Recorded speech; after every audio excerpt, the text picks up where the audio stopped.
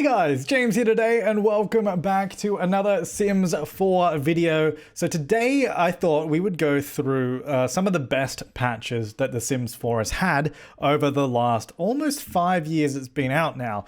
Just because I saw that this week, and if you're watching this video as it comes out, this week you can actually get The Sims 4 base game for free and you'll have it free forever. So I thought, you know, why don't we go through some of the other really cool stuff that's happened to the base game since it came out? Because if you guys remember when the base game came out, there was, you know, some questionable absences. So thanks to Sims Wiki, who actually has cataloged every single patch in an easy to read form. So if you do want to check out every patch detail that has come out since, I'll link Sims Wiki down below. That's where I'm getting all this information from. So the very first one that is super notable was the introduction of ghosts into the game. It came out about 1 month after launch. So it was almost a month to the day that ghosts were added to the game. And they've been a staple ever since. And it's something that I completely forgot it wasn't in the launch. The second thing that people think about when we go all the way back is pools. Pools in the game, pools and the Sims. This one is even more mind-blowing to me that it wasn't in the launch, because it's like that and fire is like what people think about when they think about the Sims. Pools and fire, you know? So next after that was the move objects cheat. They added that in a patch as well. Again, I can't believe that wasn't in the launch. A lot of this stuff at the very beginning felt like catch-up, so I'm going to quickly list off some of the stuff that was patched in from the beginning as well, because a lot of it seems like it just should have been there. And then the first few months are like, okay, let's just get this out, because we need to catch up to where we should have been. So after that, we had like the business career, athletic career. They added paid time off. They added family leave, family trees. They added basements. They went in at launch. They added an additional level above ground, because I think initially we could only build 3 levels above ground and there was no basements. They also added the addition to like be able to move the entire lot. Then at that point, they added in the free world of Newcrest, which is really good. Basically just an empty world for building. They added in the custom room tool. So instead of just dragging out one wall, you could drag out a point of walls. Then they added in half walls. Again, half walls not in the base game, but the interesting thing to note there is they weren't in the Sims 3 base game either, and they patched those in later down the line too. So I don't know what it is with half walls and not being in base games, but then this one, they added in the ability to lock doors. Oh, I also listed off the saucer light, the little ceiling light that I use all of the time. Then we got up to, they finally added back in dishwashers to the game. Then they also added in the jealous trait, which is always a bit of fun. Oh, then they added in claiming beds. You couldn't even claim a bed earlier on. Like some of this stuff, I'm like, really? They added in repairmen, bartenders, and gardeners.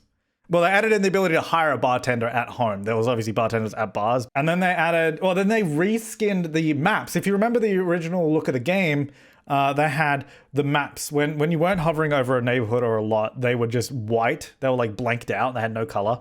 The maps are really uninspiring, and then they updated those. Same with the loading screen. The loading screen was like flat.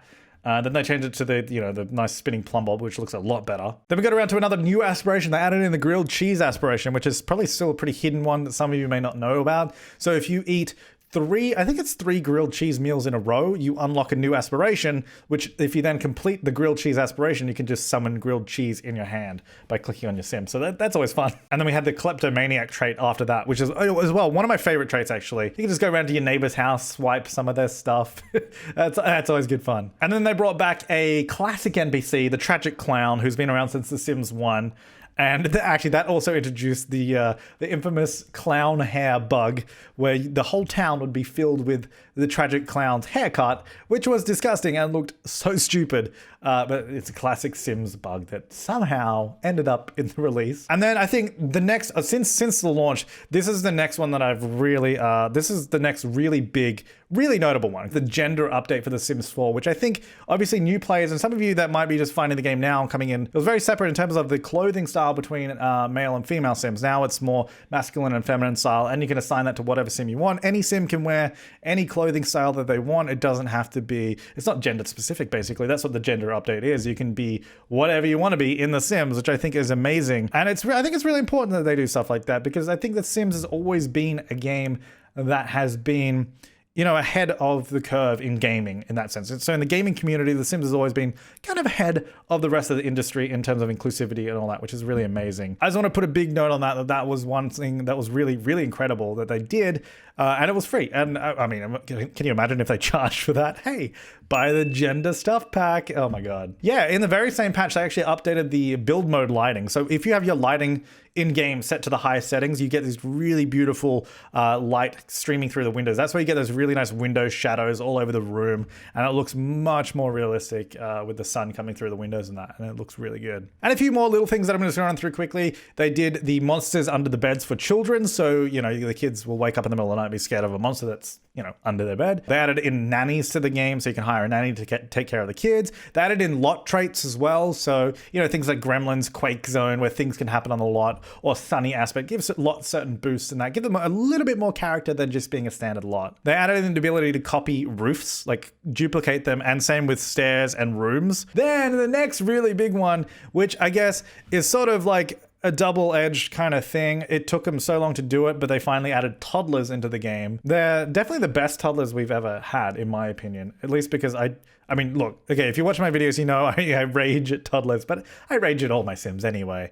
But they're definitely more fun than any of the other previous ones. Like, oh man, I've been playing a lot of Sims 2 lately. Sims 2 toddlers, I hate them so much. I don't like them. Anyway, they're really good, and that was all dropped for free. In fact, it was dropped on the day that they announced it. Normally, especially something that big, they would probably, start teasing it, but it just showed up one day and it was amazing. Then after that, they added in plant sims via an event, and you can still get the plant sims, I think, by getting the rare seed packets and getting the magic beans. Then you plant them in the tree and then you can get a plant sim. And then they added in the octagonal, hexagonal, pentagonal, and the round roof update. And I think that also came with the advanced roof curvature that you can now do as well, which is really good. So if you want to get more advanced with the roofs, you can. They also added in the ability to shrink down objects now, where you combine the saucer light that they added in the game as well, and you scale that down, you get this tiny little spotlight that actually looks like a real light. After that, they added in 10 new skin tones to the game to increase the diversity some more, which is good, but I think it's still one of those things that skin tones, I don't feel like they've ever been that great in The Sims 4. It's always a tough thing, but I think custom content probably does some of those better. But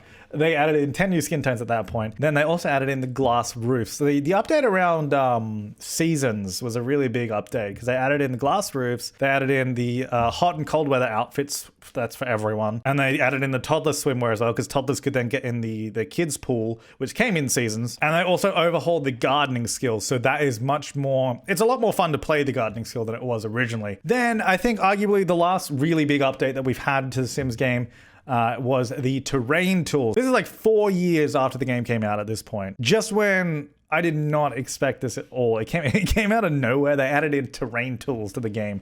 So up until this point, The Sims had been a flat game, which is why if you're joining the game now, by the way, and you're wondering like, why are all the lots flat?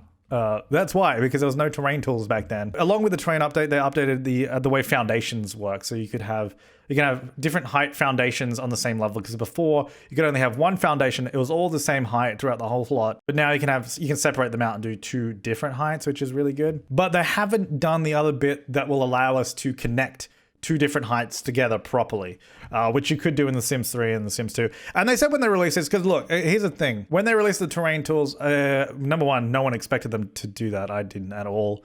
But they said, look, we could have kept working on this and eventually got to a point where they probably did have that functionality, but who knows how long down the line that would be. We can release what's working now so you can play with it now. And they haven't ruled out the ability of, adding that in later. So he is hoping that they update the terrain tools even more down the line. Oh, and along with that as well, I think it was in the same update, they added 2 more basement levels. So you could go underground 4 levels now. And they added more half wall heights as well. So more different sizes in between. So it was just like a lot of build mode stuff that was added. Oh, actually, along with that same update, they added the first person camera. The first time we've had an actual first-person camera. Obviously, we've always had the cameraman mode in The Sims. So that's if you're in live mode and you press the tab key, you'll sort of jump into a camera that's in first person for you, the player. But with first-person camera mode, your camera attaches to your Sim's head, and you get to see all the actions they're doing from first person, which is actually really cool. And then after that, the last few things that we've had up until this point has been the style influencer career, naming your own career, the freelancer career, and then finally the white shelf. Finally, like 4.5 years later, we got a white shelf. It took 4.5 years for that. Now, obviously, okay, so that's everything that was kind of notable that was patched into the game that is all free. It's all in the game right now. I did not include a lot of the object updates, because there was a lot of object drops along the way. Also, more color swatches. I didn't include some of those. They added a bunch more color swatches along the way to a lot of items. They also added a bunch of like object sets as well. Like there was a Lunar New Year one. That was the most recent one. The holiday pack as well, which is free. They usually update that once a year, so that's always getting new items. There was a Caribbean stuff as well with the ceiling fan. So there's a lot of other free like item stuff that I didn't include in this list. But this is kind of all the, I guess, like more feature orientated updates that they added that make the game much more complete than when it launched. Now, I really would have loved to do a video comparing the base game now to the base game then. But as far as I'm aware, there's no way I can play the launch version of the game. Let me know what your favorite patch for The Sims 4 has been so far, or what patch you're really hoping that they bring out. I think the big things left that everyone wants are stairs. We still have really standard stairs. You know, one thing I hope for is, can we get like diagonal stairs at some point? Still want like curved stairs and L-shaped stairs and all that kind of stuff, but like we have never had diagonal stairs in almost 20 years of the Sims game. I think it's time for the diagonal stair revolution. Also, you know, just generally color wheel and on all that stuff. I don't think that's ever going to happen. Pretty sure they've specifically said no to the color wheel in the past. So I don't think that's going to be something that's coming. Everyone always wants cars as well. Well, not everyone. There's a large portion of players that want cars. I think those are some of the big things remaining that could really make a huge impact on the way the game is currently. But if you have any other ideas, let me know down below. And let me know what was your favorite one from what we've had so far. But don't forget, if you don't have The Sims 4 yet and you're watching this video as it comes out, you can actually get it for free and keep it forever. And if you go to Origin and get the offer, now this is not a sponsored video or anything like that. I just want to say that you can get it for free because it is. I mean, why would I not say that? But yeah, thank you so much for watching, guys. I will see you next time and have an awesome day.